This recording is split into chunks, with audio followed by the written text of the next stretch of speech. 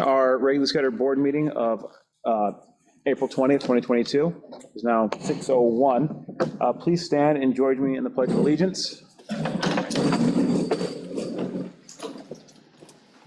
I pledge allegiance to the flag of the United States of America and to the republic for which it stands, one nation, under God, indivisible, with liberty and justice for all. Thank you. In attendance tonight, we have our entire board. Director Ledoux, Director Carey, Director Kincaid, Director Gaden Veach, and myself, Director Butler. Also, we have our Superintendent, Dr. Middleton.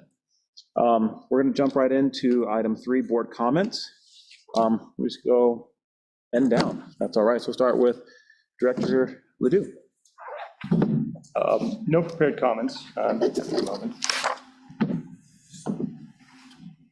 No prepared comments. Okay, sorry. The audio's a little. Sorry. No, not a problem. Director Carey.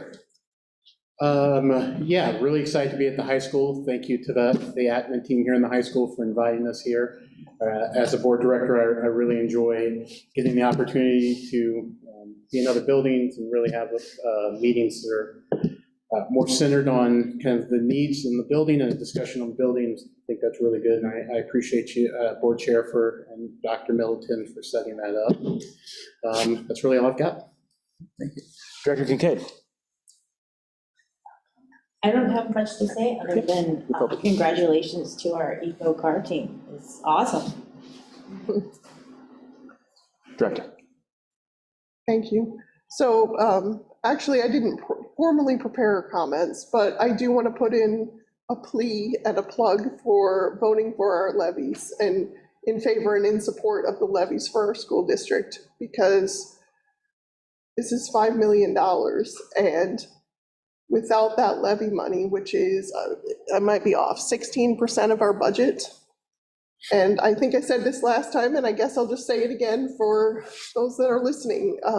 Without the levy funding, without that $5 million, our schools will be impacted. Programs will be impacted. Sports will be impacted. Will they even happen? Clubs will be impacted. Services will be impacted. Granite Falls School District is one of the largest employers in Granite Falls.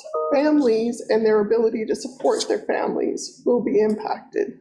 It will significantly, what we fund with the levy funding allows us to do what we do with the little we get from the state in the first place, right? It allows us to make up some of that difference. And so I just really implore the public to turn in your ballots, and I hope that you will vote in support of the students and in support of the levy. I know, actually, I'm going to say one more thing. I've seen people online say, well, I don't think you did a good job over the last 2 years with COVID. My students didn't, whatever that thing is. I see it, I heard it. It was our first pandemic. Could we have done better? Well, looking back, certainly we have some better ideas, but we hadn't been through a pandemic before and we were really scrambling. But to say, oh, you didn't do what I think you should have 2 years ago or last year, therefore, I'm going to take away your funding for the next 4 years. So now I would like you to do significantly better with significantly less. Makes no sense. Support the students, support the staff, support the programs, and give the kids a chance to do better. Give them a chance to make things up. But certainly taking away $5 million worth of funding per year and saying, do better because you didn't do good 2 years ago, but for the next 4, have less and do more. Doesn't even make sense. Support the students, please. And also, congratulations to the Eco Car team, because Director Butler knows I'm going to say, my daughter was on the national winning team a few years ago, because I'm not ever going to miss a chance to plug that. And so I love that team. I love that they represent, and I know if you guys could see the semi trucks from the universities that like back in and they offload their cars and their rigs, and they've got massive teams of engineers and, like major schools, major universities. I know when my daughter was there at UCLA, like Colorado, was it School of the Mines? There were so many. Stanford, they were rolling in with their semi trucks and offloading. And here comes Granite Falls, Washington with their all-girls team, you know, and the dad is dragging the car on a trailer behind a truck from Granite Falls to like Detroit, right? And we won. First place, man. Go Granite. Thanks. Thank you, Director Veach. Keep it on that in case they need it. Core comments tonight. The hard part about going last is everyone already said it, but to echo the sentiments, congratulations, EcoCar. Been a follower of that program for many years, cheering them on. And also, I want to encourage everyone to vote yes on the levy. I can't say it better than Director Veach did. And a special thanks to this administration team here at the high school for allowing us to be here this evening. It was a board decision that we wanted to be in the schools and to get close with the students again. We'd done this years ago before COVID, and we want to get back to it now that we can, you know, return to whatever normalcy is now. So thank you, everyone. All right, and can everyone hear me if I just speak, by the way? Do you need a microphone? This is just for the auditorium, correct? They pick us up. Okay. All right, so we're gonna move on to item 4, district reports. We're gonna turn it over to Mr. Nisley for the high school annual report.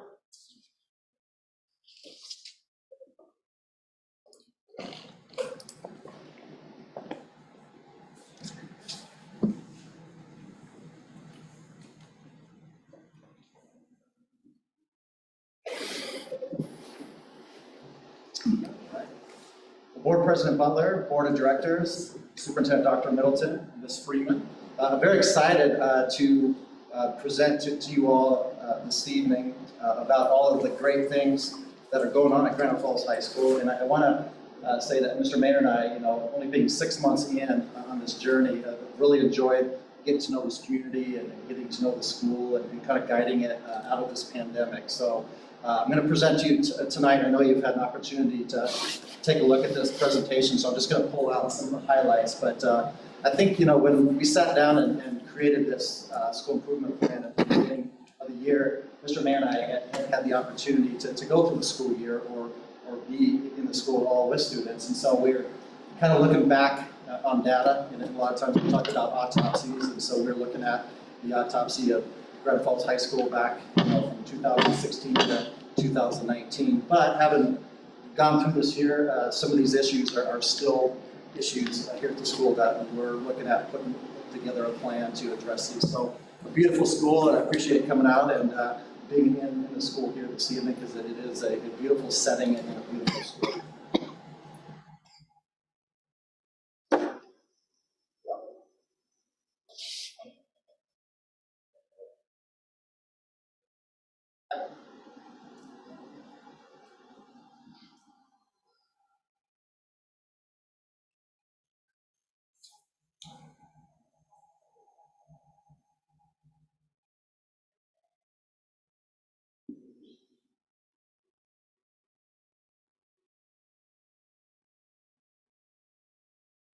All right, so just going over our school improvement goals, and so we're going to focus on looking at attendance, average daily attendance. Also, as we move through, we're going to focus on kind of the freshman year, the on track to graduate, and then also looking at just how we're assimilating back into school, both staff and students. And so on this first goal, we're looking at a goal of increasing our daily average daily attendance for the whole school from 82% to basically 87%. If you think about our school population here of, you know, 530-ish students, when you talk about a 10% increase or a 5% increase, we're talking about trying to get, you know, 25, you know, to 30 more students to attend more regularly. And if we're looking at our low-income students, again, that 5% increase, we're about 180 students of low income, and so you can kind of look at those end values and those numbers of increase. So just looking at the data over those 3 years from 2017 to 2019, we've seen a decrease in our average daily attendance. And the schools that I've been at in my previous administration, we've always hovered around 92 to 93% average daily attendance. And so looking at a drop over those 3 years from 88 to 82, and we're still hovering around that same 82% average daily attendance. So on any given day, we've got about 95 to 100 students that aren't in attendance at school, and that's pretty impactful to student learning. So just to kind of look at our data in comparison to surrounding areas, and so I pulled up my alma mater, Southwood, but then also looking at Sultan as a quick comparison. And so Sultan, over those same years, 2017 to 2019, they increased their average daily attendance from 93.5% to 94.6%, where over the same years we saw a decrease in our average daily attendance of 5.3%. And that's all students. And then looking at low income, they increased at Sultan from 89.6 to 92%, where we saw a decrease of close to 9% in our average daily attendance. So I'm not going to read all these to you, but some of these steps that, and I think it's a system, and we're working on that system where it's, positive incentives. We have our Tiger Bucks, looking at that system of making sure that we're contacting parents on a frequent basis, and then looking at our community, community engagement board, and having that in place and working. And then also looking at, again, our teachers making those connections in the classroom with students as they see them in the classroom, and if they see a period of time go by, and making sure that they're reaching out to the parents as well. The next goal was around the on-time graduate rate. So this is very important because I think research shows that freshman year is very important as we compare it to the dropout rate of students. And so looking at increasing that again 10%, and if you talk about a class that's coming in of around 160 students, you're looking at trying to get 16 more kids on track to graduate. And looking at our low-income students, 49%, so again, 10% more. And we're looking at, if we had about 180 total students that are low income, worth of that, trying to get 10% of that on track to graduate. So we did a perception survey, and we had about 170-ish students take it. And so just as a quick analysis, I mean, there are, 58% of those students feel like that kids are kind to each other in school. So again, just looking at some of that perception on why kids may not want to attend regularly, and how that affects, especially freshmen, if they're going to be on track to graduate. And then again, it's sad to see, that 47% of those students disagree that the school is a positive place. So there's lots of work to be done in getting kids wanting to come to school.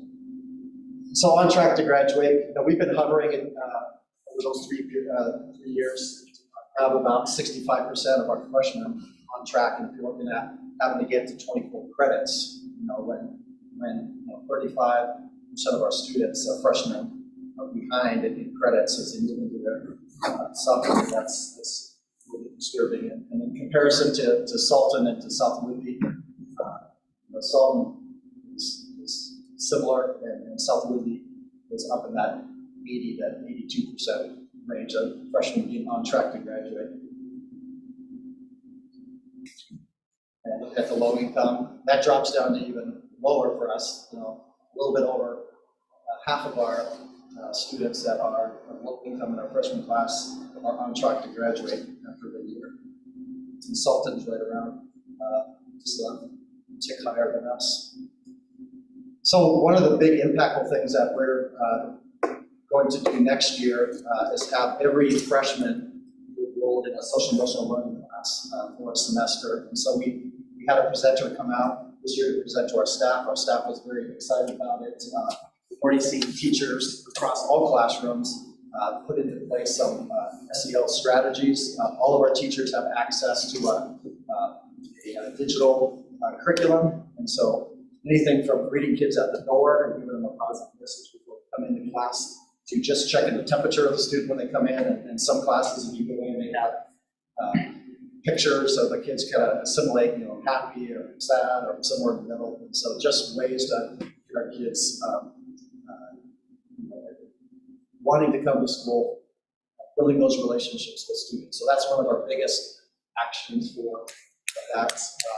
Also continuing to do that perception survey. The more we continue to get that feedback from our students, and so we can use our leadership students to take on some of the issues that students are bringing up in this perception data, continuing our positive incentive with our Tiger Bucks. And so again, getting our freshmen to come on a regular basis and be connected in their classrooms. And then the last one was just that social integration supports for our staff and for our students. And a lot of these things are very similar with positive incentives. With one of the questions on the survey, staff on the perception survey, were, are you satisfied with your job?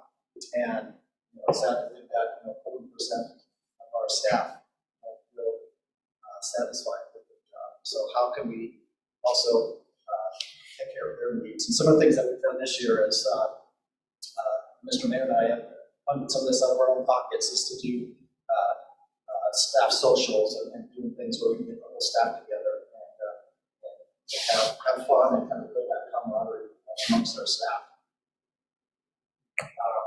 One of our staff members is interested in doing yoga after school for staff.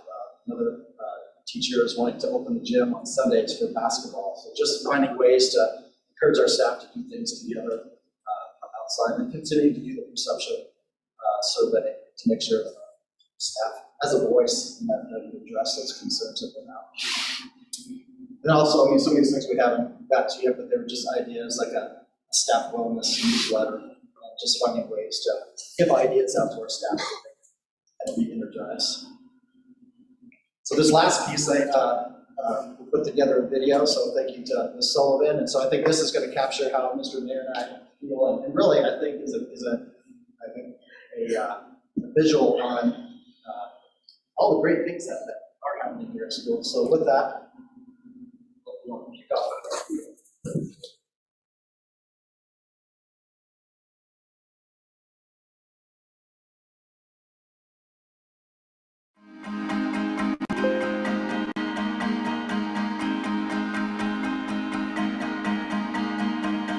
Do you feel like you got broken into pieces by someone that you love? You love.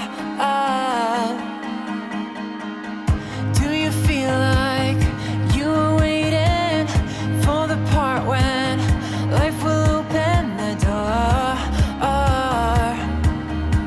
The door.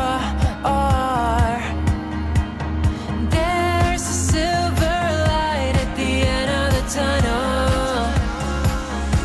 There's gonna be a right time for you, a right time for you. Just let it come to you. Just let it come to you. There's gonna be a right time for you, a right time for you. Just let it come to you. Just let it come to you. When you feel like you have lost it, there's a treasure sitting inside of you.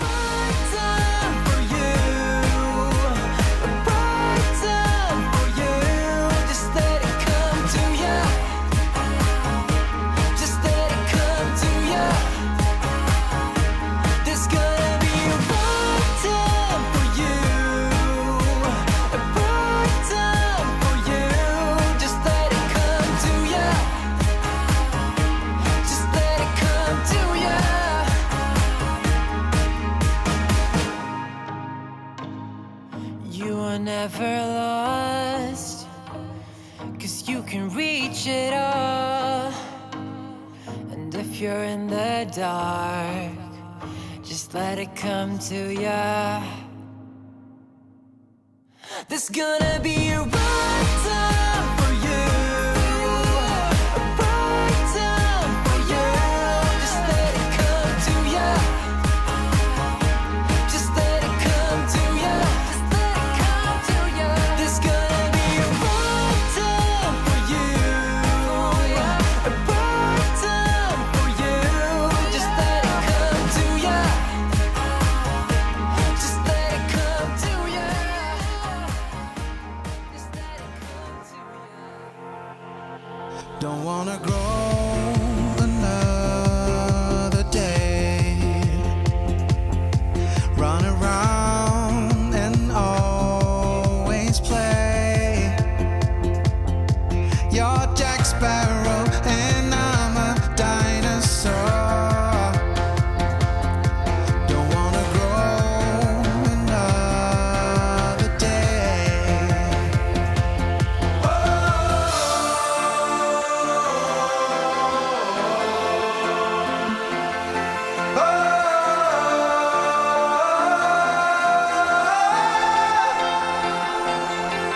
Now I miss you and I want you to be there again. Don't wanna grow another day.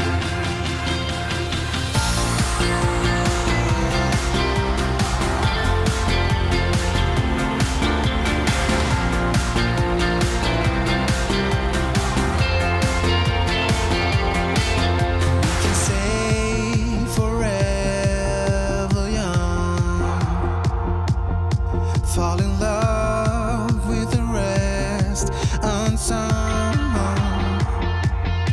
Please hold my hand and ask me out to prom, and we can stay forever young.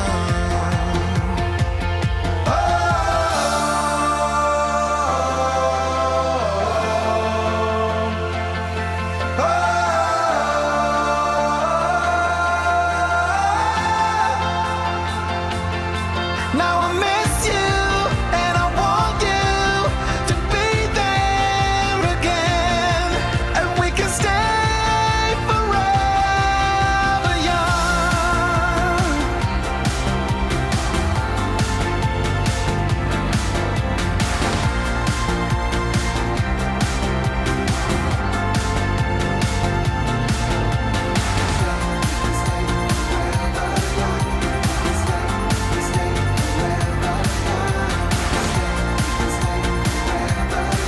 And we can stay forever young.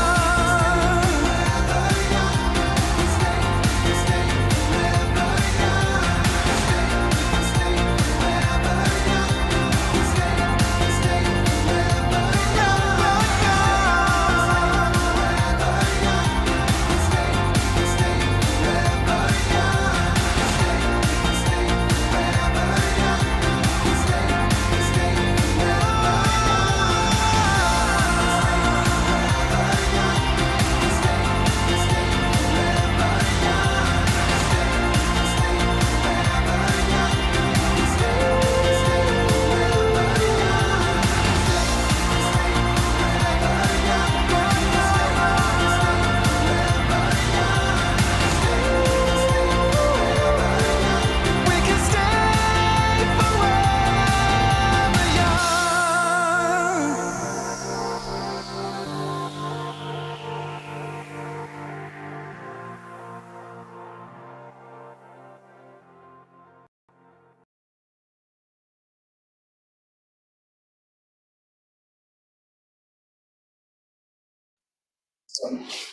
Board, questions? Anyone? Director Carey?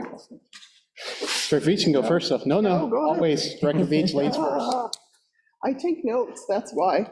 So I'm interested in the system of tiger bucks, and I noticed that in the presentation that we have, you didn't read it out loud, but I noticed that one of the needs you have is incentives from the community in order to keep that program functioning, right? So can you just give us like the 30-second version of what Tiger Bucks are and what can the community do to support your effort to give you the support that you need here to receive those incentives? Like, what type of incentives are you thinking about? What do you think would be impactful?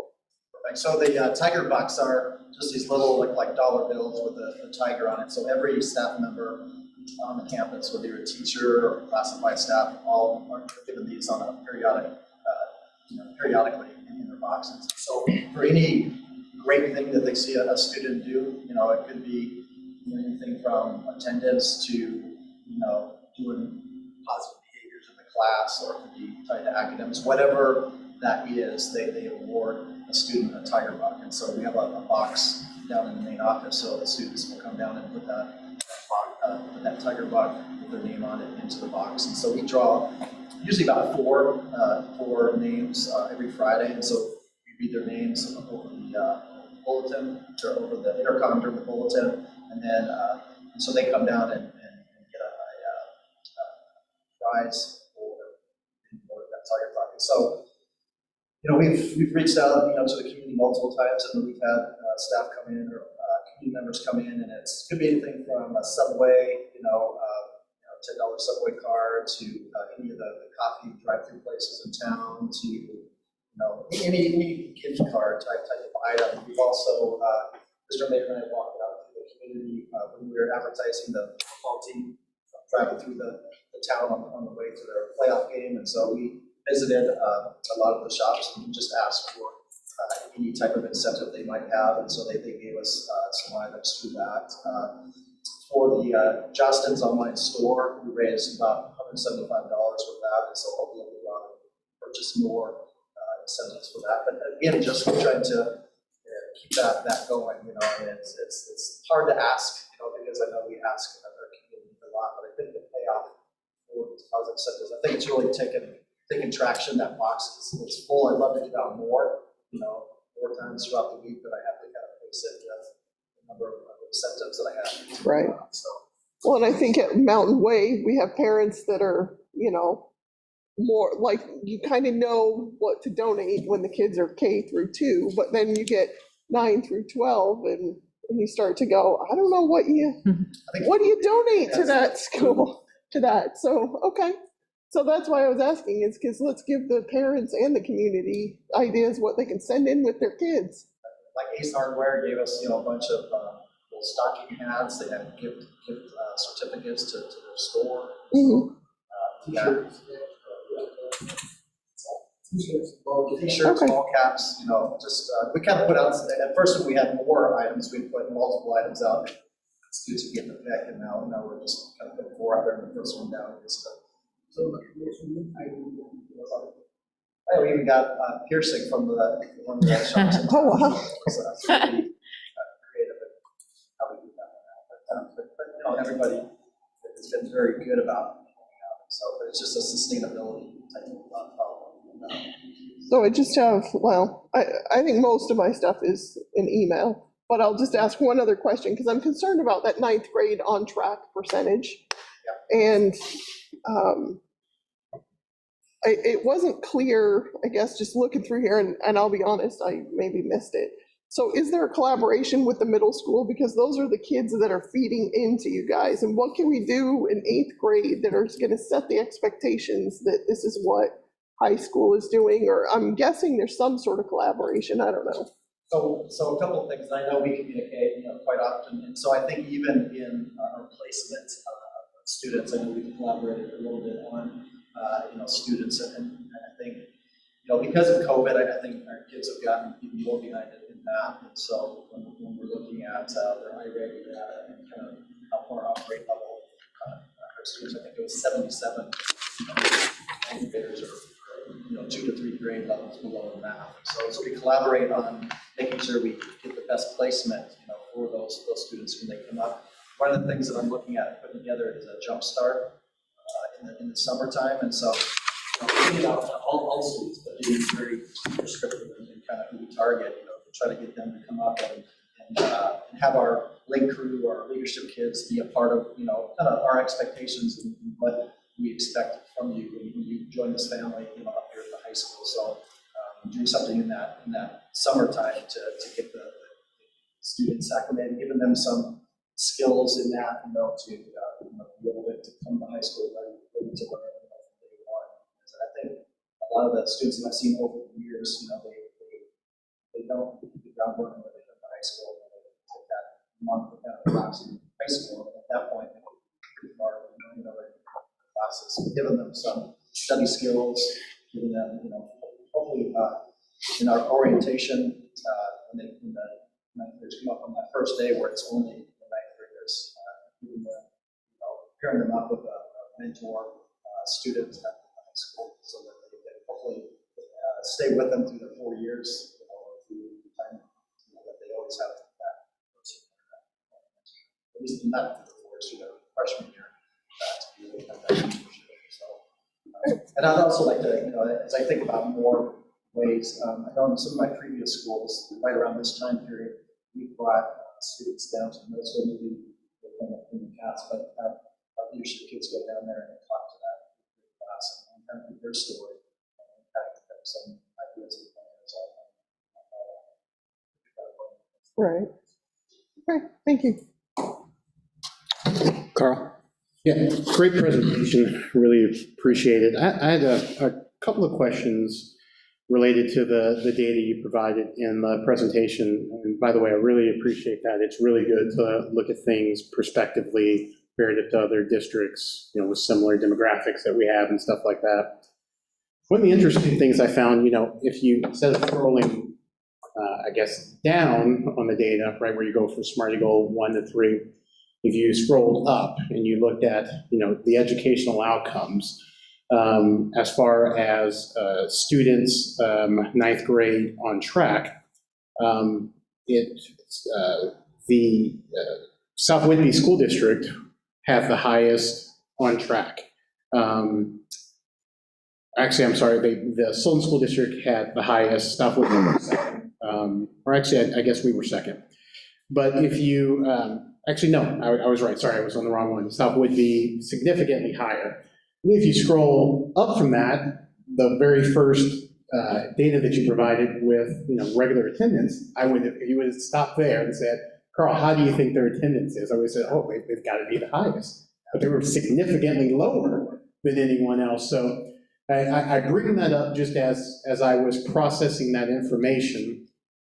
Have we, in any kind of direct way, looked at maybe interfacing with leaders at South Whitby and saying, hey, is there anything that you guys are doing in benefit? Because you have an interesting paradigm. You have significantly low attendance, but extremely significant high on track percentage. So just kind of talk about that. I'm a big fan of not recreating the wheel, of finding someone who's successful and doing what they do, right? So that's my first question.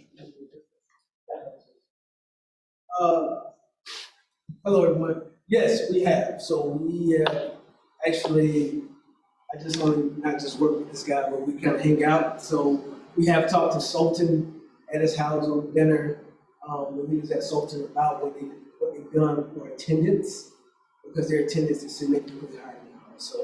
So in my presentation, you will know that Sultan, South Whitby, and us are in the same athletic conference, so I'm very close with those leaders there. So yes, we have talked to Sultan and South Whitby about what they've done. Sultan has done they go around and have a truancy officer, so to speak, and make sure they track that way. They continue to do the truancy board in the past, but since COVID, we just have a truancy officer that goes around and knock on doors and bring kids to school. He stated that kids see their school as a safe haven, so that's why they're 90%. So they come to school to eat, they come to school to make sure they're safe, and that's why they're members of that. South Whitby, we have a little bit higher population of SPED kids that we have in our district. So he said that he's seen the COVID numbers go down, but the academics there is still strong. So I have talked to them, I haven't went to South Whitney or Sultan to see exactly put my hands on it, but I have talked to them this year. And I haven't had a chance to reach out to South Oak yet, and I do know, I do know some people in the school, so I'm gonna address that. I haven't done that particular one, because that was interesting to me too, that they had a big drop off over those 3 years from 2016 to 19 in their attendance, but they still hovered around that 80% track to graduate. So that's a good watch for you to kind of follow up. Yeah, I appreciate that. And just one follow-up question related to the South Whitby and the rigor of their education or something like that. Is, do we feel that there's something, access or program or curriculum or something that they have that we don't have? Or, and I know that's a tough question to ask. No, not that he kind of stated out. We talked about SEL, and he said that we're gonna be a little bit farther than him because we actually put classes, SEL classes in our curriculum, and we kind of make it. We kind of bounce the ideas off of that. So, but I see them once a month with the ADs because his position is the same as mine, so we kind of, very close. So definitely, I can ask. I think one of the things that our teachers have found, which is kind of a quandary coming out of COVID, is that, with Canvas and a lot of access that kids have now from home, that a lot of our teachers believe that the more they can keep that updated, that sometimes, keeps kids at home, they feel still comfortable to access their learning from going on to Canvas. And so they feel like, oh, I don't have to go to school today because I looked on Canvas and I know what my work is. So that could have some impediment to kids, coming every day. But they're still missing that face-to-face instruction. So we're not seeing that carrying over to more kids being successful. I think it's just it's a dilemma in coming out of COVID that kids have access to the work if it's kept updated by the teachers and not feel like they have to come every day to get that instruction. I appreciate that. I'm glad that you guys are interfacing, kind of with other districts. I have one more question, Chair, if it's okay, and just to give you a little backdrop of kind of where of my thinking before I ask the question. One of the things I love about your presentation is that not only are you talking about your goals, but you provide data. That data is comparative to other school districts. Then there's a systematic process with how we're going to attain that goal. It's measurable, it's achievable, it's something that the board, as well as the admin team, are going to look at. And in my discussions with not a lot, I don't want to over-exaggerate, some community members, I've heard, this isn't specific to high school, that there is a desire for more transparent communication related to educational outcomes, right? And, me as a board member, someone who thought, I said, well, I think to myself, well, what is more transparent than talking about these things in a public meeting, right? We're presenting the public meeting, we're talking about it, it's posted online. But I've had an epiphany recently where I've realized that my definition of transparency doesn't align with other people's definition of transparency. And specifically, I guess what I mean by that is that transparency, their definition is the information that I feel like I need to know isn't in a place where I feel I can find it, or is something that I don't understand. There's a lot of information to tear through. So while the information is there, it's not accessible. I don't know it's accessible. I don't know how to decipher it. I don't know what you're trying to tell me, hence not transparent. So I guess my question is that, is there a way, or have we thought of a way to, boil this information down to something, without abbreviations, to something that we can post, socially or put out there in a way that we could provide that information. Hey, here's what we got going, here's what we're looking at, those types of things, in a very direct, intentional way. Social media, mailers, and those types of things. Because I think this is great. This is really, really good information that someone says, and some of it doesn't paint a great picture, right? But again, we're upfront about that, and we're talking about it, and we're talking about where we want to go. Sorry. So I know, as my previous positions, because I love to communicate. And I think as I build that relationship with the community, because I did put out some earlier data very transparently to the community, and I had some pushback questions, from some of the parents, and some of it was around, like if you go onto OSPI and look at the school report card, I mean, I think without knowing how to interpret the data that's on there, I mean, you look at our say, for example, our math data on the SBAC, and it's pretty low. But if you look at pretty much every school across the state, and I've been gone from the state, for 3 years, but I think because there are so many pathways now to graduation that I think when you're trying to increase the results on the SBAC test, kids aren't necessarily across the board all taking that seriously, because that isn't necessarily their pathway that they're using to graduate. But that is a pathway if you pass the ELA and the math. But if you don't pass it, you have all these other pathways to go. So I think it's a data point that if you look at it on the surface, you think, wow, I mean, what's Grand Falls with math or ELA? But I think if that was the only pathway, if that was our main thrust in getting that up higher, I think so I think I had a parent that was pushing back on, why is that so low? I mean, what's going on in the school district? So, and I try to be very transparent, and I like to put a lot of our data at the quarter, both honor roll type of data, but also need to know that, need to know how they can assist students in getting better across all these data points. Yeah, so is there, just follow up to that, is there a way that we can do that better? And you don't have to answer that now, I guess that's a challenging. Is there a way that we can do that more or better?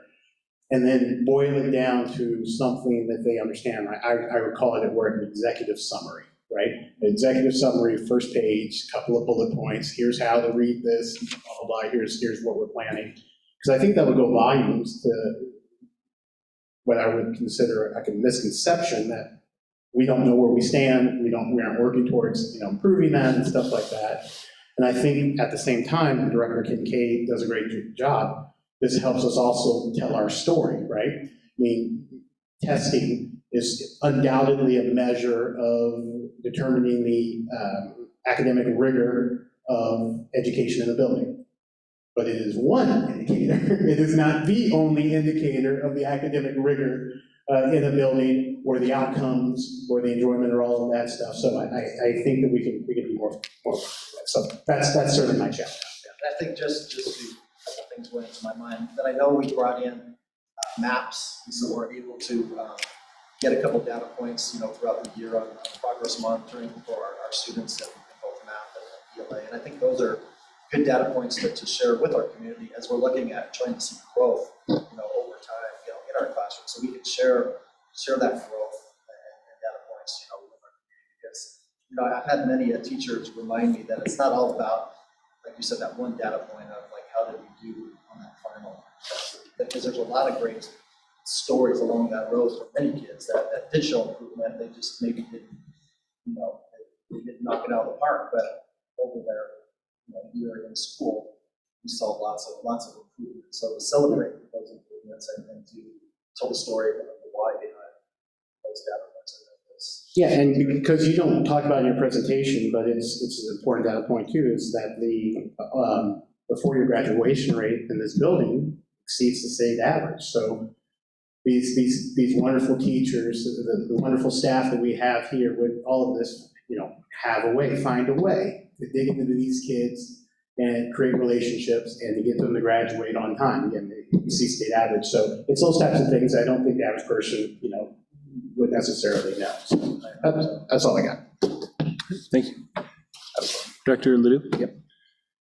Yeah, one more quick thing on this. So are there currently mechanisms in place, or what mechanisms are in place understanding the effectiveness of these programs, right? So, and I use the term mechanism very intentionally, not right, a process we did it because that's the way it was supposed to be done and we went through, but what are we actually doing to go back and understand how successful this was? And when we go and we say we wanted to increase attendance by 5% next year, when we have this meeting, will we have it up on the board? Here were the statistics from the following year. How do we meet? Do we far exceed those? Do we not? What are we doing to change or accelerate those? Yeah, so a couple of points on that. So with the social emotional learning, and so this will be my fourth school that I'll implement this in, either for incoming sixth graders or incoming ninth graders. And so the gentleman that I first learned of this is I went to a conference, a dropout prevention conference, Keith Matheny, and at the time he was teaching social emotional learning at Austin High School in Texas. And so what stood out to me was the data just from his school, over having had this over a 5-year period of time within his building. And so the data to me really jumped out because just by having that social emotional learning for the incoming ninth graders, they reduced their freshman failure rate by 40%. So just right there, you're going to look at that on time to graduate, for the ninth graders, that should increase based on his data over time. I saw that same data in the school I implemented in. It reduced the referral rate for freshmen by 70% in the building. And Austin High School is a school, very diverse school of over 1,500 students. And so they saw a great impact, by that class because it was giving students the ability to, be self-aware of themselves, to be able to get along with their peers and with adults, to be able to advocate for themselves. So it gave them a lot of great tools.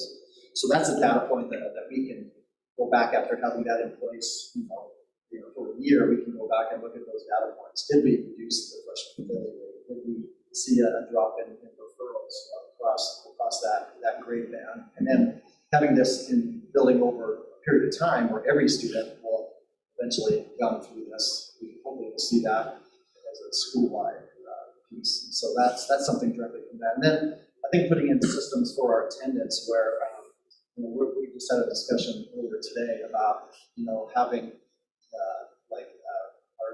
my secretary setting up Zoom meetings with targeted families that have showed some chronic absenteeism, and having that Zoom call with that parent, and doing that on a regular basis, having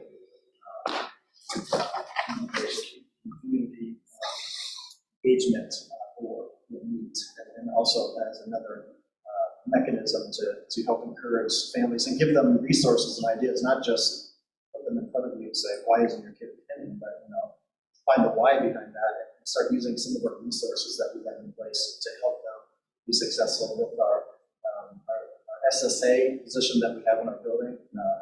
She's made great inroads into going out and doing home visits and connecting with some of our most at-risk families. So I think we'll have some data points on how many of these meetings did we have with families. We can track those particular students over time to see if we saw a decrease in their absenteeism. So I think those are all measurables that we can look at.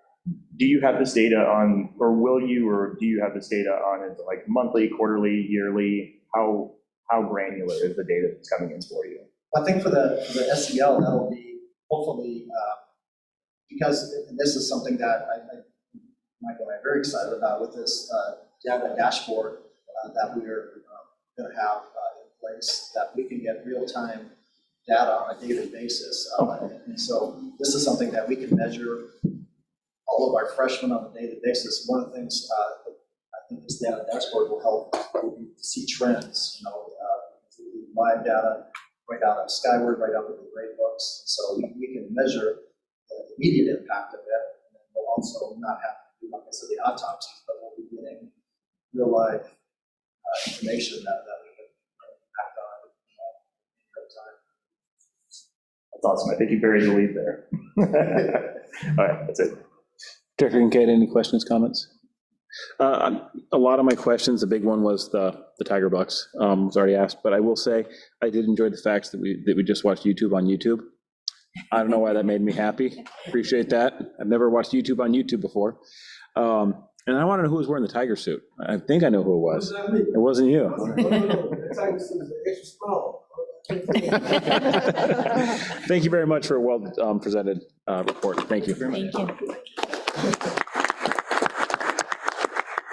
This time, we're going to 4B, the Athletic and Activities Annual Report presented by Mr. Maynard.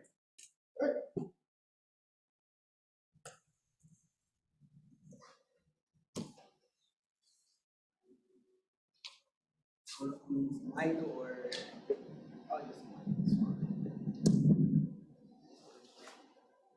All right, I want to thank everybody for being here.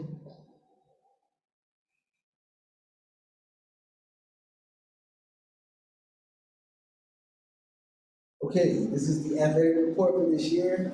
I had asked Melly, which one was it, spring? She was like, oh, it's all year, Mike, so I'm gonna do all year. I am gonna be as quick as possible. She already told me that I have 15 minutes. After my 15 minutes, the clown is gonna come out and pull me off, so.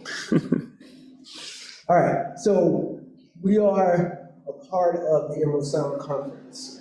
I wanted you to kind of explain what the Emerald Sound Conference is. It's a conference totaling of 14 teams as far as our schools involved. We are a membership, and it's called Emerald Sound Conference, and it's only really 3 public high schools in this conference, which is our comprehensive high schools that we talked about in the previous presentation, which is South Whitby, Sultan, and ourselves, Granite Falls High School. Everyone else is a private school or a charter school within our region, and it's a 1A region. So if you see where it says Chinook and Coho, it is broken up into certain sports that Chinook is the top level sports, the top level division, and the Coho is in the lower level division. So that plays, it creates waves within our AD meeting, in our conference. And you have to be voted in to be in the top division, and not go automatically. So a lot of our sports I'll have at the top. You'll know what division we are. Okay. So this is our fall teams, of course. Dr. Mans, I got a previous WIA member, Dr. Vegas, pretty much came back and said, Dr. Mans always gets on me about making the male sports first. So today we're going to talk about cheer first, all right? So cheer, so we're going to talk about a female sport first. So we have cheer, we have a great cheer program. Pretty much we just recently had tryouts, and we have a total number of 24 girls female athletes on the upcoming year. So that is a large squad. Our game manager is definitely let me know that is a super large squad for basketball season. So I want to also thank my athletic team, which consists of my secretary Portia, Miss Cindy, who's my game manager, and Jamie, who she controls all the announcements out. So focusing back on cheer, they actually 2 seasons, but I kind of kept cheer on this one board, which is the seasons are football and fall and season for football and basketball. Everybody knows about the football historic season. The last 31 years, it's the first time we went to the playoffs.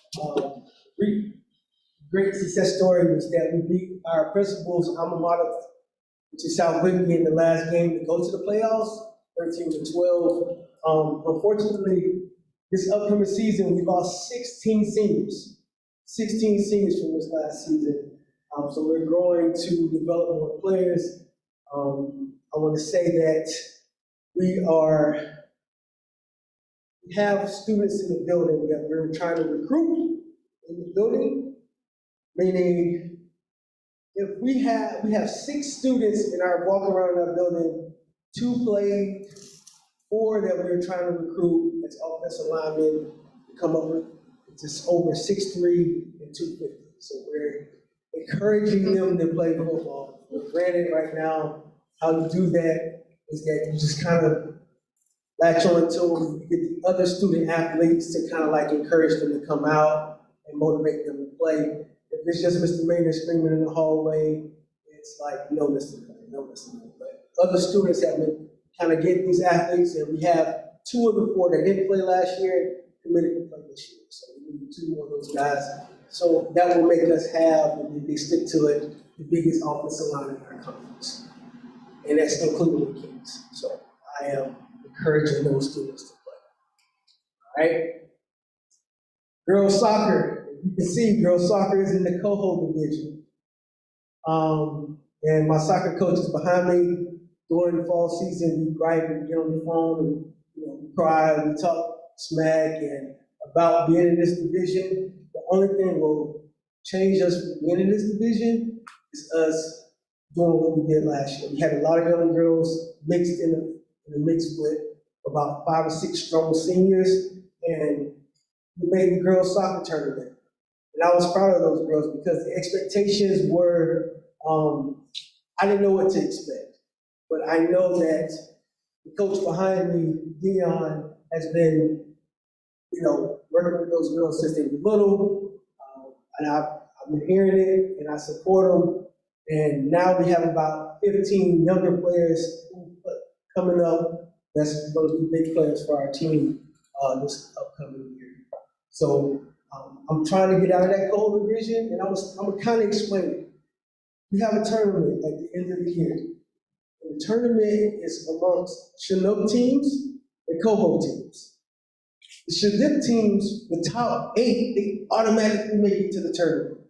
So the Chinook team could be 0-11, and they're still better than the top Coho team. So that's the fight that we're having in our conference. I don't feel like it's fair. We can go undefeated in the Coho team, but we'll still be ranked 9th in the tournament. So it's definitely some unfairness in our division, in our conference about that. I didn't understand it first when he explained it to me until I start seeing the process of how it works. So, and I'll get back to the Coho division, but girls soccer is Coho, and I'll explain that a little bit later. Cross country. Cross country was the first time I drove across the state of Washington because I went to Pasco and state championships. Cross country have a valedictorian on their team, which is Ellie Bassett. She's a 4-time state runner. She finished 18th this year at the state. Also, talking to our cross-country coach the last couple of days, we're trying to get an extra coach. So that means the goal is to be 30-plus athletes. Also, we're trying to get a competing female or girls team. So we're trying to get 78 girls to be committed to cross-country all year so we can get points for girls cross-country at the state as well. Volleyball, they called me a couple times because we have a great nucleus of 8-year girls coming up for volleyball. Right now, it's an open coach position. Volleyball was very up and down this past season. I want to say it was a solid turnout because they were the team, I think that was the most team that we had a baby and varsity. Most people was a baby and varsity this year. If you can look at the Fall Conference Sports Awards, these are all the student athletes that won first team all conference. I already mentioned. You see football on the left. That was all the seniors in the football team pretty much. 8 or 10 of the 16. If you see girls soccer, they had 3. We also had the sportsmanship award in girls soccer. I don't know how, because our coach definitely posted a couple of double cards. Our winter sports, I kind of want to stop here because this is the season of adversity. This was the testing 2 times a week, you test 3 times a week. We lost a lot of games during this season. This season had a pause. If you're looking at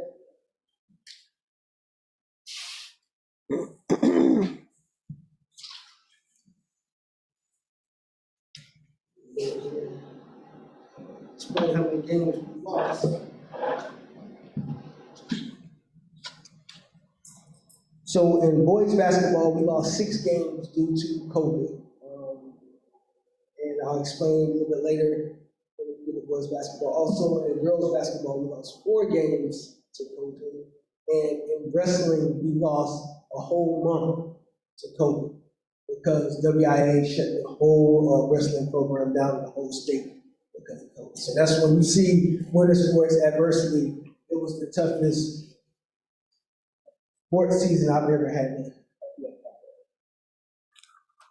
So boys basketball, we made it, was almost close to the tournament, but everybody besides 7 players in the last 2 games of the season, including our head coach, was out for COVID. We lost. We still fought because we lost by 2 points to Bush to go to the tournament. So next year we do return about 10 to 15 players that we had in varsity and JV.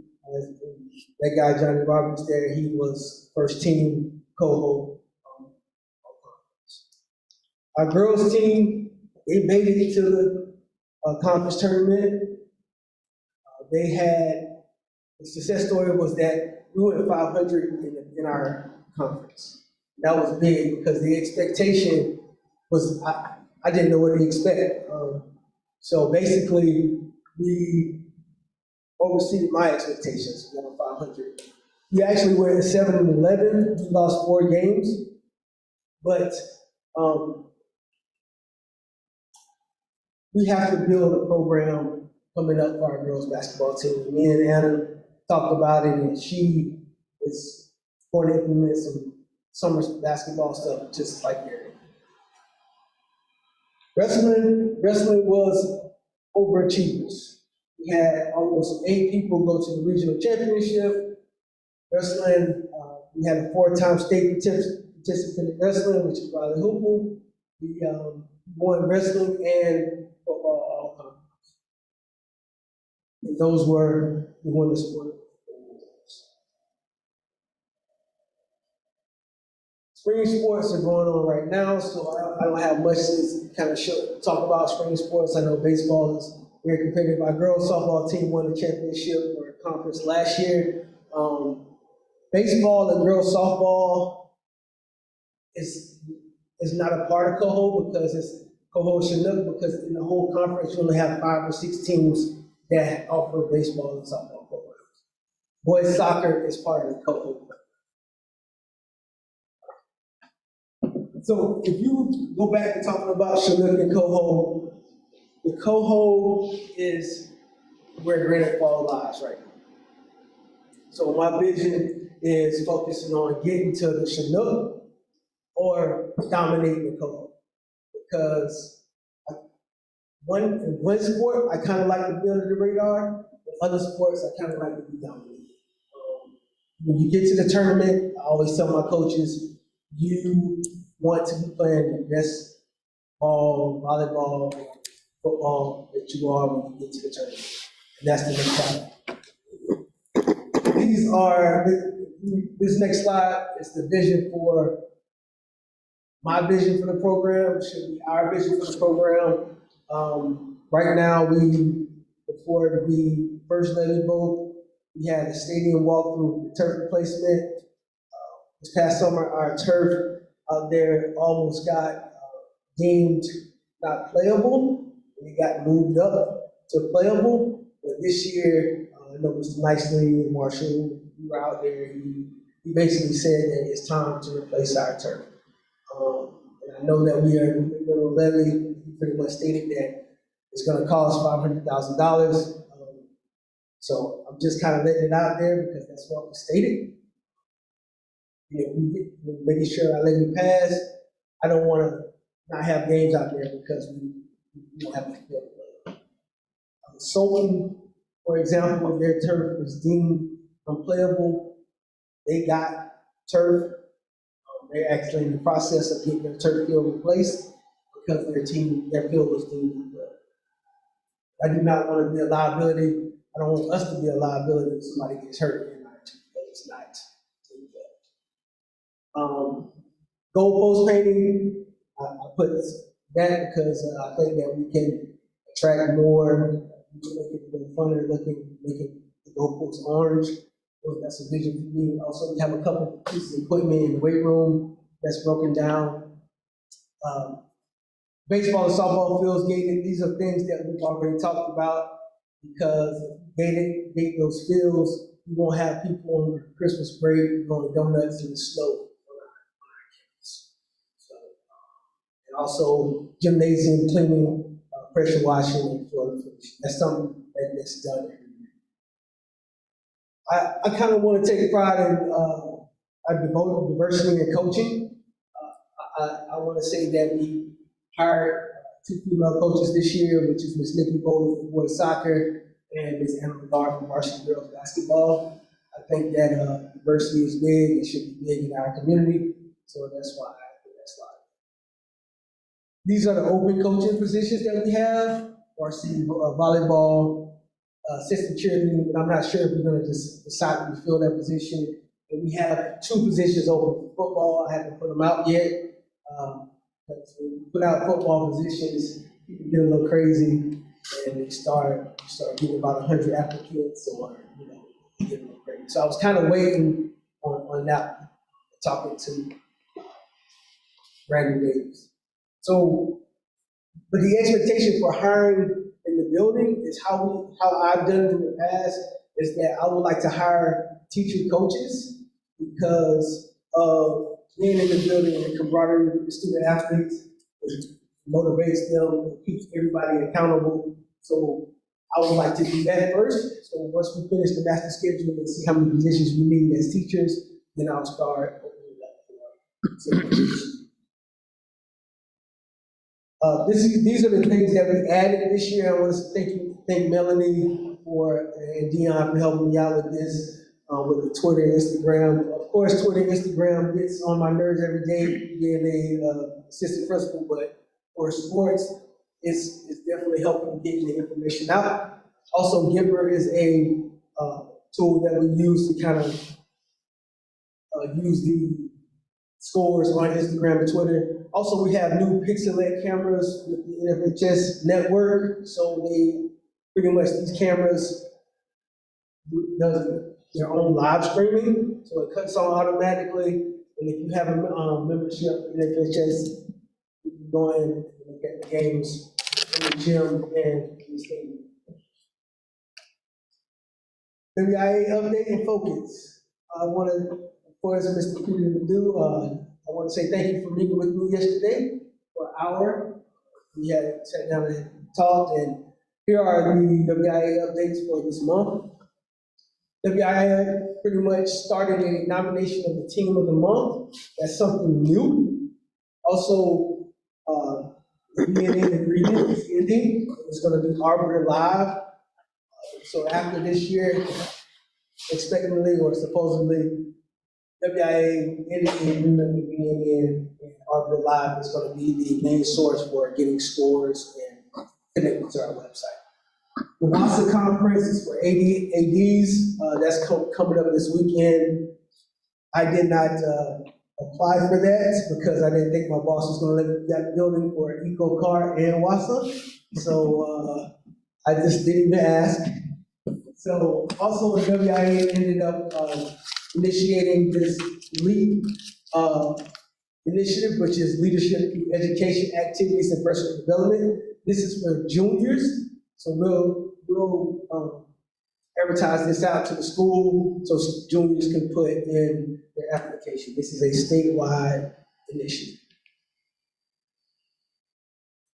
All right, so my vision, the areas of improvement for me, this is something I had to look inside myself and say, how am I going to be better to make our program better? I have to be more consistent of putting in the athletic schedule out on Sundays instead of Mondays. And if you're not on my athletic schedule email, you need to get with me. So it's been every Monday I've been sending out the athletic schedule for the week. So if you'd like to be on there, just let me know at the end of this meeting and I will put that out. I think everybody sitting in this row is on that. Also, I would like to, myself and Mr. Nicely would like to implement a SALT, but pretty much it is Student Athletic Leadership Team. It's where students who are TAs they work with me during the daytime, whether they get a first, second, third, or sixth period, and we do things like work on the, not the website, but the Instagram account, which everybody don't have I have my own permission, I have my own account. I would not give that to a student. I'll sit there and they'll work with me together. So, stuff like that, also beautifying the stadium and putting signs up. We had it in my old school in Mandarin, and it worked out well. We had about 20 to 30 students. They worked from day one all the way to graduation. And it's something that they can get a grade and community service with. Also, I gotta do a better job with helping our kids be eligible. And meaning that not just, okay, you don't have the grades, you have the grades. How can I get them, make them better and more accountable with themselves in their grades? Ambassador for students to increase academic performance for them. Because if we're doing it for the student athlete, I'm doing it for them as a regular academic student as well. Melanie laughed when I put athletic website horrors on there because the website has been so inconsistent. And the explanation of the website being inconsistent is being in and contract with WIA, being in knows that they're done, so they're reaching out and saying, hey, we need to fix this. They're not fixing things, but not just Granite Falls, but a lot of schools' websites. So, and I take responsibility for that. We had some transportation miscues in every one of our seasons. I want to get better at making sure that we don't have those transportation miscues, meaning that buses not showing up on time. And I can't say that it's my fault, but I'll take that because I think I'm the head of the athletic program. And I think I need to figure out a way to make it better with the busing system. Also, I want to implement coach development programs and strengthen and growing the ESB community. Any questions? Board, does anyone have any questions first off? Does anyone have questions? Yeah, I have a statement, but I don't want to jump ahead. Hey, go ahead and statement then, Carl. Great presentations, man. I guess I just wanted to talk about, for me personally as a board director and as someone that plays extracurricular activities, why this is really important for the vital success of a school district and the success of students. Winning state, doing all those things, being successful in an extracurricular activity or an FFA or an eco-car, that's wonderful, and we should desire success because we are winners in this district. However, for me, it comes down to the relation of extracurricular activity and academic success, right? I've said it before, I'll say it again. I was a C student in high school. The only reason I wasn't a C student and not a D student is because you had to have a C to play football, right? And so I worked hard to maintain that. I worked hard. I should have worked harder to get above a C, but hey, priorities, I guess, misplaced priorities. But I was going through a lot of data, and I guess I just want to read it real quick because it's this portion, it's the things that you've talked about, are extracurricular activities and having a diverse activity. Not every kid's going to be a football kid. Every kid's going to be an FFA kid or something along those lines. But there was a study that was completed not too long ago of about 1,200 high schools and by the University of Alabama, and the study here is actually focused on high poverty schools. So what they found is that specifically that students, Caucasian students not involved in extracurricular activities graduated about 70% across the board. While the graduation rate for that class participating in extracurricular activities rose to 87%. This is on-time graduation, and if they were participated in 2 extracurricular activities, it was approximately 92%. For African-American students who didn't engage in extracurricular activities, graduation rate, again, in 3 reduced lunch schools, 62%. But those that participated in extracurricular activities, it rises to 79%. Again, if they're in 2 extracurricular activities, you're in the 80s now. So, I mean, there's unbelievable increase in educational outcomes by us having these opportunities. And nothing attracts people to opportunities like successful programs, and I appreciate you working hard to create these and to make these successful programs. But, you know, this is part of our story, and these are types of things that we need to work hard to not only encourage, but to expand, right? Find other opportunities for kids to participate in these educational or these extracurricular activities. So, Thank you. that's all I'd say. So if there are no more questions or comments, we're going to take a quick break. Thank you, Mr. Maynor. Take a quick, just a 5-minute break, stretch your legs, go to the restroom if we need to. Thank you very much. Okay, perfect. All right, welcome back, everyone. Thank you for that quick break. We're going to move on to item 4C, business report. This is prepared by Marshall Cruz. Before we go to that, Dr. Middleton, want to explain something briefly about this report? Sure. This is a compliance report that all school districts are doing, and this is prepared by Mr. Cruz and that department.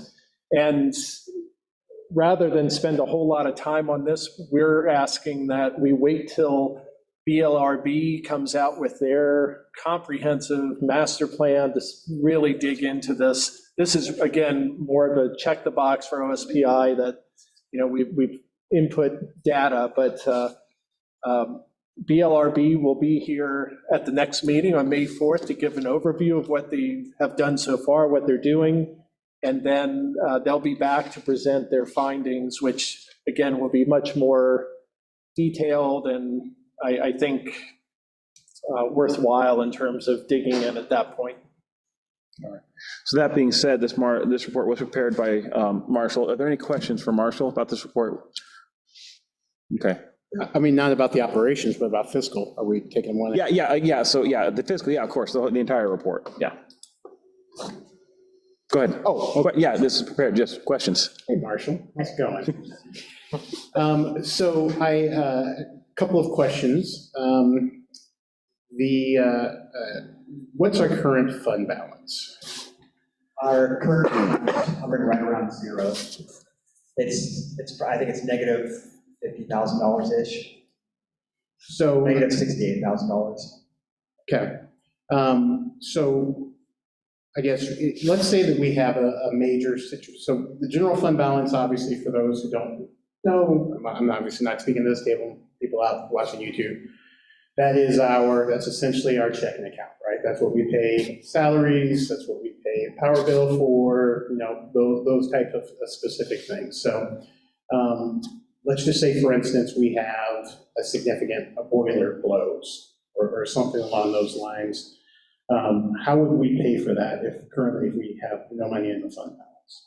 Well, technically, for boiler, we could pay for that in capital projects money, so that'd be a different fund, but there's plenty of other expenses that we need to pay out of general fund that we just really have to defer until we have better cash flow. One of our cash flow problems is that we spend significantly more money on special ed than what the state allocates us. So we get to request that money as a refund in August, but we have to pay the money up front. So we're going to pay, $1.3 million out of our general fund for special ed costs, and then we're going to go back to the state and ask them to, through safety net, give us about $1.2 million.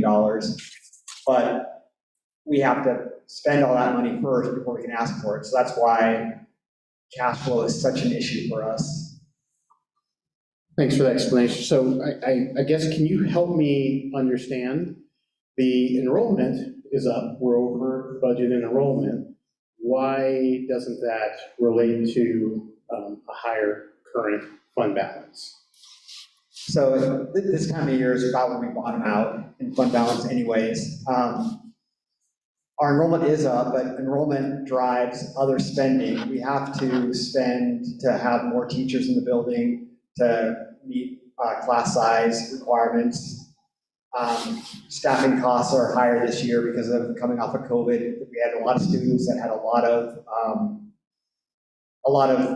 social emotional needs that's requiring a lot more staffing on hand to just kind of keep track of the kids, keep them in line. We're having to support virtual learning still because of the kids going in and out of COVID protocols. So we have 3 teachers doing that we're not getting any funding for from the state. So our model of education this year goes way beyond what the typical school model is. And so we already struggle this time of year because of the front loading of special ed costs, but we're struggling a little more even this year just because of the costs that it's taking to run school this year. So I just want to be clear, so you're telling me that we're having to pay for teachers before the funding from the state comes in to refund? Correct, yeah. So we're having to front load that. Also, could you talk a little bit more about safety net and how that works as far as payments and the reimbursement? Because I think that's not necessarily clear to some people too. Sure, so the state has a cap on how many students we can claim for special education, and that cap is 13.5% of our total enrollment. So the state gives us extra funding for that first 13.5% of our total enrollment that qualifies as special ed. Beyond that, we receive no additional funding. So we have close to 20%. So 6.5% of our enrollment, we have 2,200 kids, so 6.5% is, what is that, 22 times 6, 130 kids? Yeah. Somewhere around 130 kids. We're not getting any extra funding. We're not getting any special ed funding for it, yet they are experiencing all the special ed services.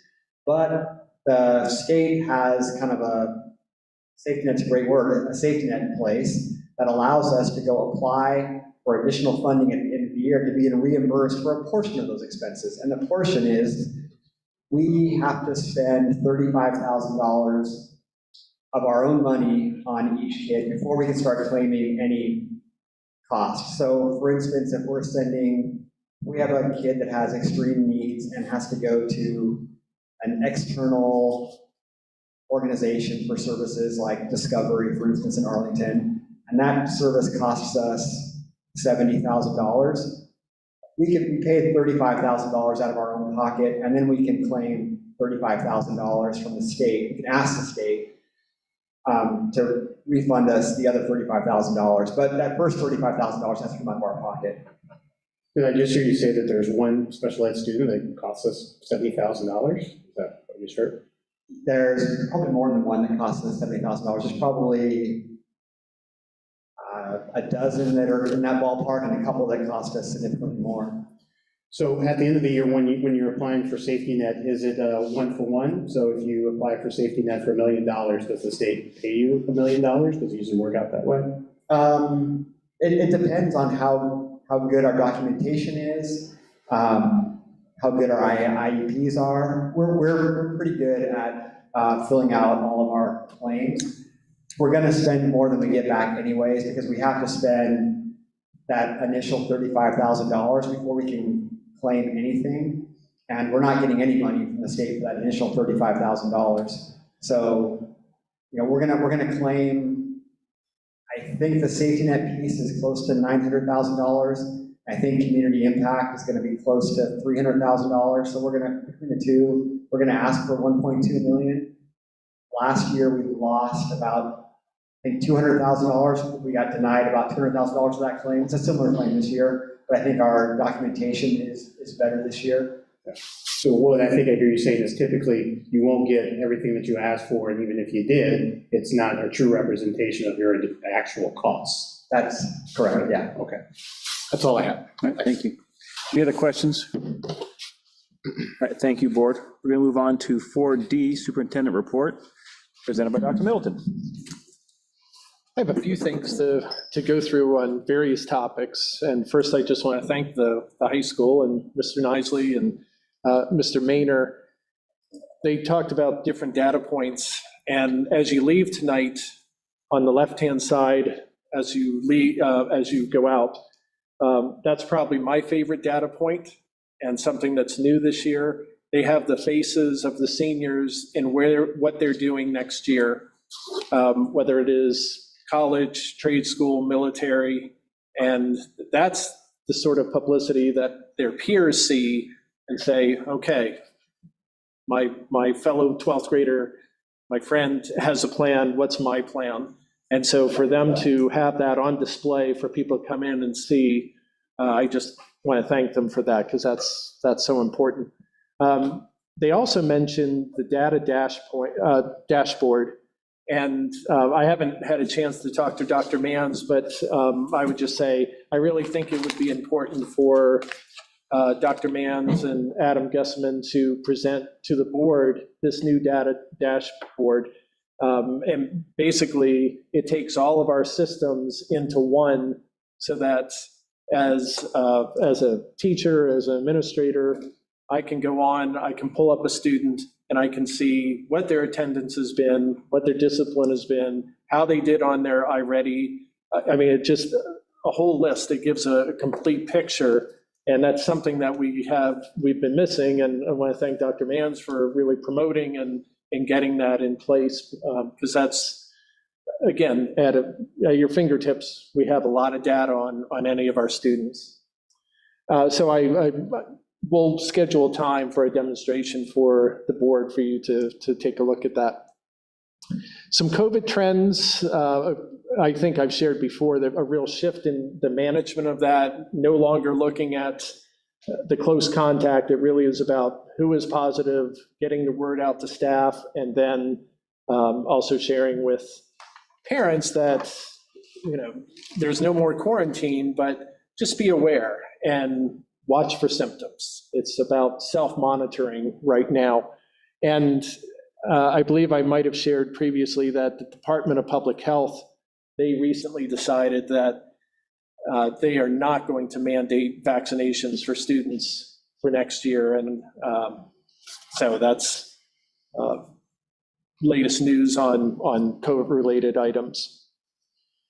Next topic, I sent out an email to parents last week on social media concerns, and I mean it. It felt like last week, 3 or 4 separate incidents, unrelated, at all grade levels. And I don't know if we have elementary parents watching tonight, but don't assume elementary students are immune to this. There are students that are involved in that are on just the social media apps that are not good news. It is just the road to trouble, and as well as danger. And so having gotten this feedback from the schools, the principals and teachers, I just felt compelled to send that out to the community and to our parents. We have secured for May 31st, a 6 p.m. parent forum, 2 hours. We're going to have it in person as well as streamed, and we need to get as many people there as possible, whether they attend in person or remote, because at my former district, we had someone present, and one of their topics was how quickly predators are online. And so the demonstration was, he went on, this was a law enforcement officer, he went on and created a profile of a young teenage girl, and within seconds, he could tell the predatory nature of those also online. And the parents in the audience were just aghast at how quickly and how dangerous that is. And I just think, due to the circumstances that our principals and schools are dealing with right now, because this is going on outside of school, yet it can't help but come on to school. And I know our principals are gone now, but they have talked as a group, we've talked as a group, we need to limit cell phone use in school as much as possible, because there's no good coming of it. And so I know that they want to come and present to cabinet just some ideas on what they can do. But bottom line is, certainly have some concerns, got the message out. And again, May 31st, 6 p.m., we have a great group that's going to come in and present. Last board meeting, I talked a little bit about summer school and some tutoring. And so really there are 4 phases of this, and this is all part of the learning loss and what we can do to help close some of those gaps. We do have some immediate intervention going on that started actually this week at for elementary students and middle school students. And actually middle school hasn't started quite yet. They will be starting soon. And this is just some after-school interventions and tutoring for students. Again, Dr. Mans has done a nice job of setting up, working with principals, getting a bus schedule available, and reaching out to families that would be interested in that. And of course, at the high schools, we always have, it seems like credit recovery is a year-long process, and we work with a couple of different vendors on helping high school students get caught up on credits. Our second phase is with iReady, and last summer we actually didn't collect the Chromebooks.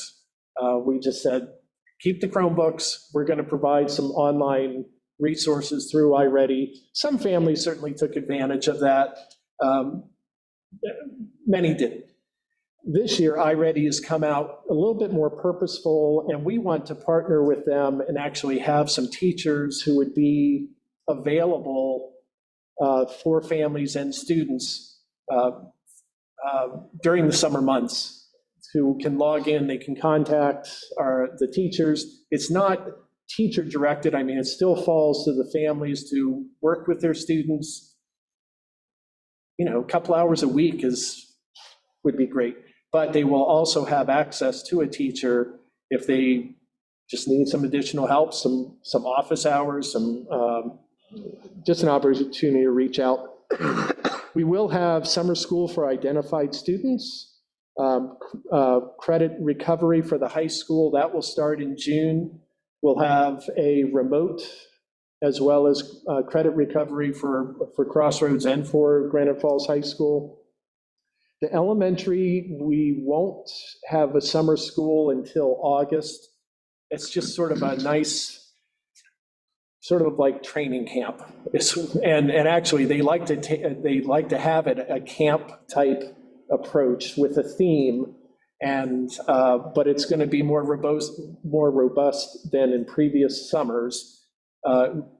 In the past, it's been very selected to a smaller number of students, but this year we really want to have much more active participation by students. And then the fourth is something Mr. Nisley talked about, and Mr. Bianchini and Ms. McVeigh. They all want to have, either a longer orientation or jumpstart for those transitional grades of 6th graders and 9th graders coming into their schools.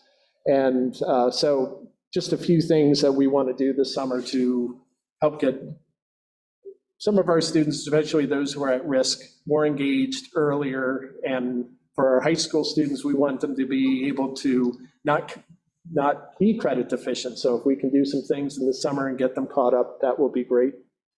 And then the last item is really levy information. 6 days can't come soon enough. It's been a long couple months, and we're just ready for the results. And our team has, certainly worked on both avenues, whether it passes or whether it doesn't pass. We will be coming back to the board with plans either way. So that's why I wanted to share tonight. Any questions for Dr. Middleton, board? I have one. I thought last year the kids weren't using cell phones in school. Did our expectation change, or did we start leaving on the Wi-Fi, or? I know in middle school, they have a very deliberate no cell phone rule. That was the policy, but. Yeah. Yeah. And at high school, I know Mr. Nisley and I've started to have some conversations of, can we do something? What that something is, they'll be proposing. Okay. So they're going to bring a proposal to us for that? Well, to me, and then. Yeah, okay. That I will share with the board. Okay. Yeah, because I kind of thought we already said no cell phones at the middle school. I had just a statement. You're talking about transitions, going from 5th grade into middle school and that sort of thing.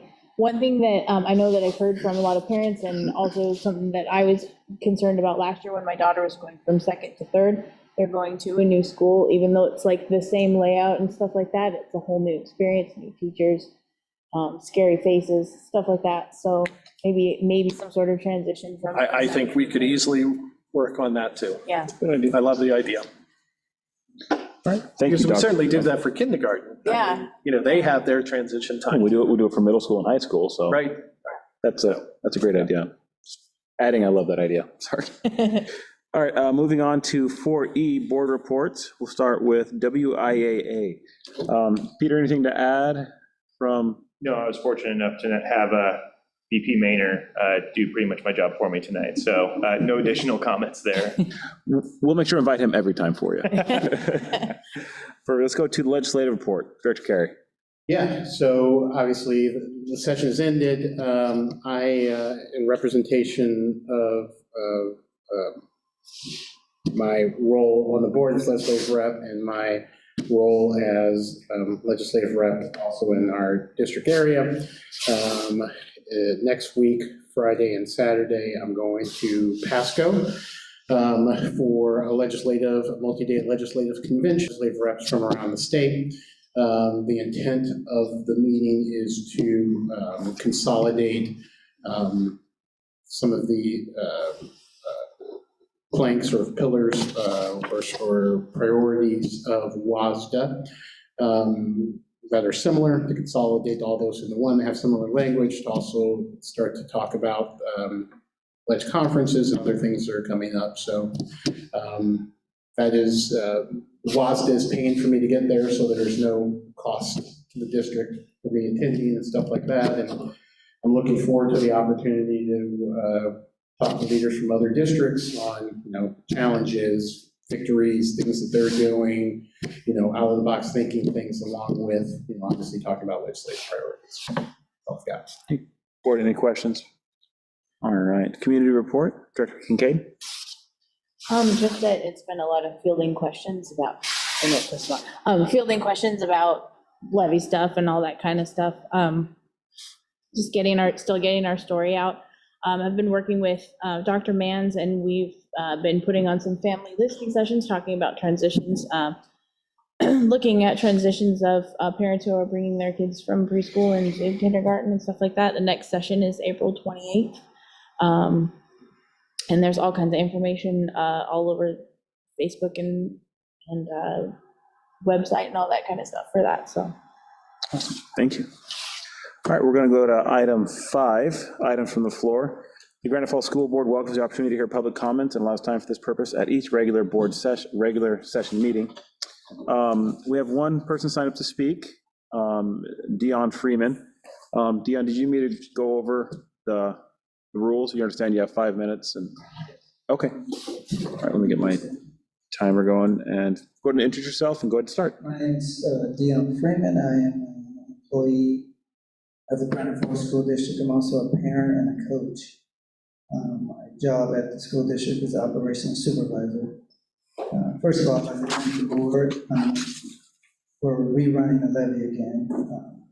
Being on the other side of fixing and repairing everything, the levy dollars do help keep our facilities nice. I was watching the presentation by Mr. Maynor and Mr. Nicely, and a lot of those kids in there, I'm trying not to cry, but a lot of those kids in there I coached, and a lot of them are graduating this year. And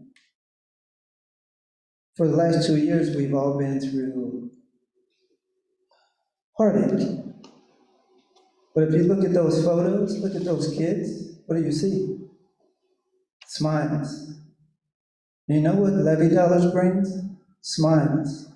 Doesn't matter how much the levy, how much the Granite Falls School District, how much money they need. Look at your student, your child in those photos, and you see smiles. That's what dollars bring, smiles. I've been a coach for, 15 years or so.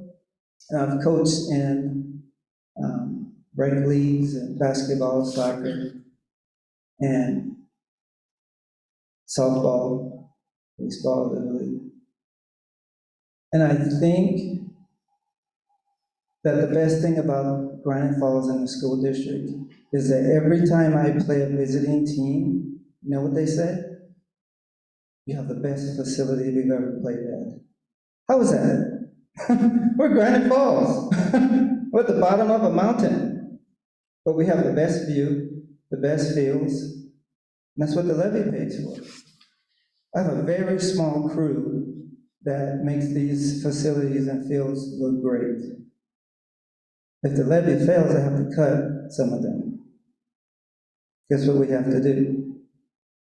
I have to close facilities.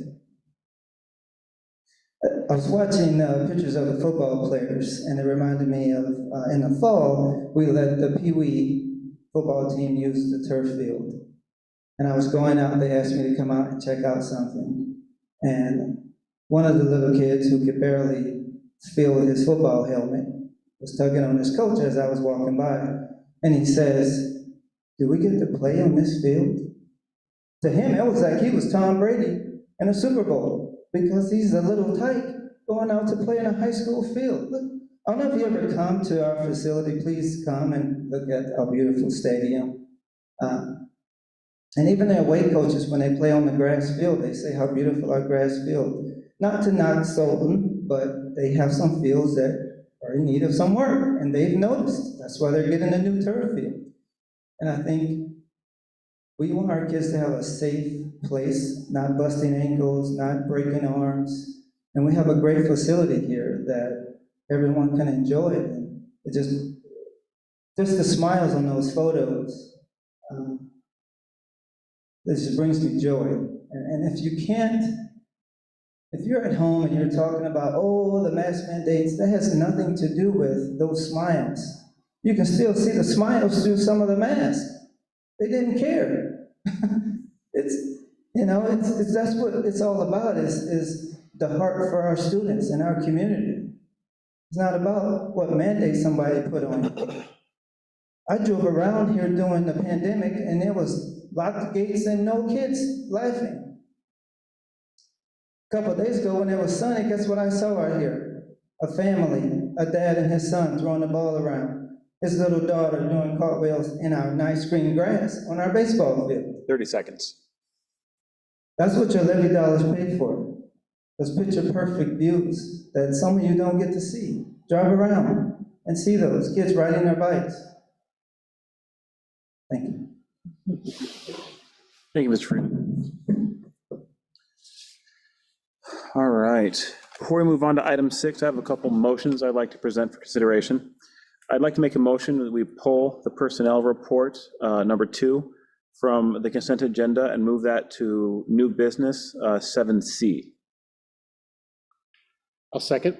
Motion's been made and second. Any discussion? Are we just ready for a vote?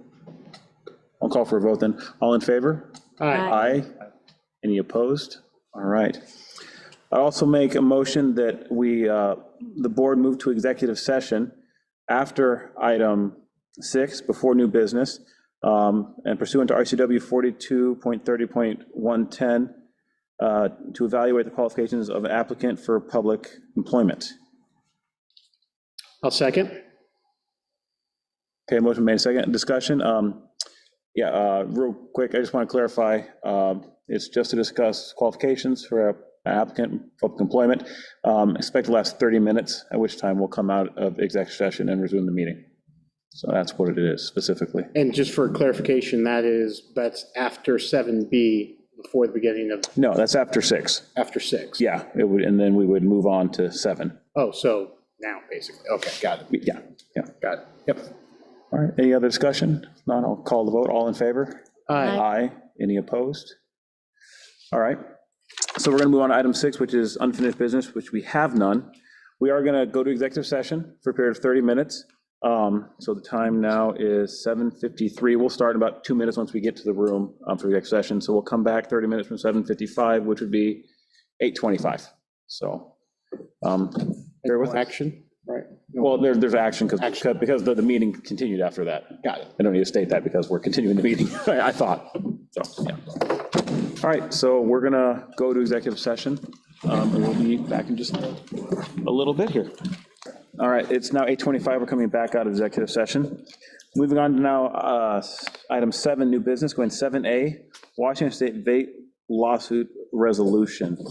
Director Middleton, you want to remind us about this real quick? Yes, I will. And before I get to the vape, just one thing I omitted in my superintendent report, but the high school is offering tutoring too. So I mean, I'm comforted by, all of our schools are offering assistance at this time. And so for students that need a little extra help, there are opportunities. So just for students and parents to know that. The Washington State vape lawsuit, there's a board resolution in the board packet.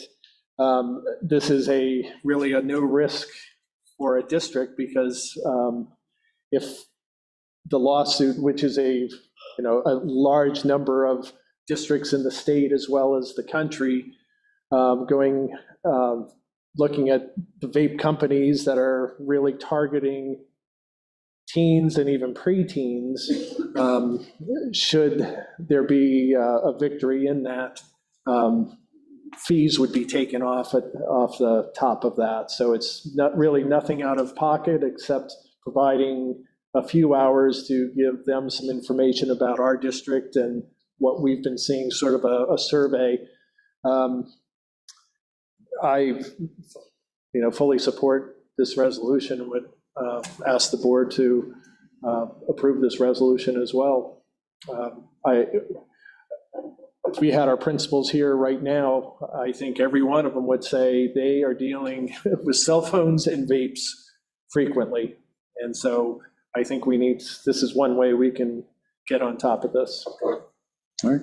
Board, any other questions about this resolution? If not, I'm willing to entertain a motion if someone would like to make a motion. Second. No, somebody needs to make it. I'll make a motion that we approve the Washington State vape lawsuit board resolution. I'll second. Okay, motion's made and seconded. All in favor? Aye. Aye. Any opposed? All right, 7B, first and second reading to revise board policy 3416, medication at school. Dr. Middleton, could you please just brief explanation why doing the first and second at the same time? I can. Our current policy is not up to date with what WASDA's is, and WASDA has a phrase in there of, we have a phrase that limits medication distribution or injection administration by only a nurse, and the WASDA policy says it could also be a parent-directed adult. And with our nursing shortage, we really have a parent who sits in the parking lot while their student is at school because there are days that we don't have a nurse. And so they're comfortable with assigning that administration. And the reason we want to do first and second reading is it just makes sense.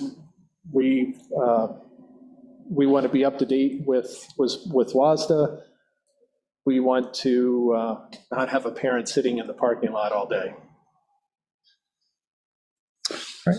Board, any questions? I just have a question, Dr. Middleton. So I guess the sentence says, in some situations, a parent-designated adult, PDA, may administer certain injections. I guess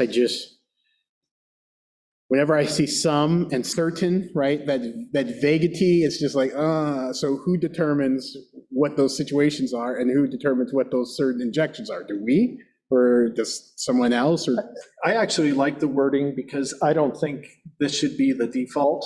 I think the expectation is we would have medical assistance or a nurse on hand. But on those times when that's not possible, those limited times, this would take place. And I know WASDA, one of the reasons why they're an effective organization is they vet this stuff legally and stuff like that. I guess I'm just asking the question, do we have any concerns that if we did that something would go, oh, well, that wasn't that some, or that wasn't that certain, or something along those lines? If you're comfortable with the vaguity of it, the vaguity allows the flexibility, I'm cool with it. Yeah, this is one situation that I think that makes sense. Oh, really? Okay. That's all the questions I have. All right. Any other, Just to clarify, then the parents have to approve that this person is That's correct. there. Okay. Yes. Oh, just to follow up, do we have a procedure? Like, how do we certify legally that this person has the parents' approval to do it? Like, is there some document that signs and says, hey, you've directed this person to do it? There is a WASDA policy or procedure that, we would put in, following the policy and just working with Brittany, our district nurse. She's comfortable with establishing those procedures. And obviously, again, for anyone watching, board doesn't approve procedure, board approves policy. So I just want to clarify that. Thank you. Any other questions? All right, I'm willing to entertain a motion. Someone like to make a motion? I'll make a motion that we accept the first and second reading of revised board policy 3416, medication at. Motion's made. Can I get a second? Second. Motion made and seconded. All in favor? Aye. Any opposed? All right, 7C, Personnel Report 2. I would like to make a motion that we accept the Personnel Report 2. Seconded? Yeah. Okay, motion's made and seconded. Is there any discussion? All right, see no discussion. I'll call it for the vote. All in favor? Okay, and opposed? Nay. Nay. Was that, Unanimous, yes. okay. Moving on to item 8, consent agenda. There are no additions, correct, to the consent agenda? Correct. Correct. We did pull an item, so I would like to have a motion to approve it, since we did change it. I'll make a motion that we approve the consent agenda with. And a second? Second. All right, all in favor? Aye. Aye. Any opposed? All right, we are now adjourning our meeting. It is 8:32. Thank you.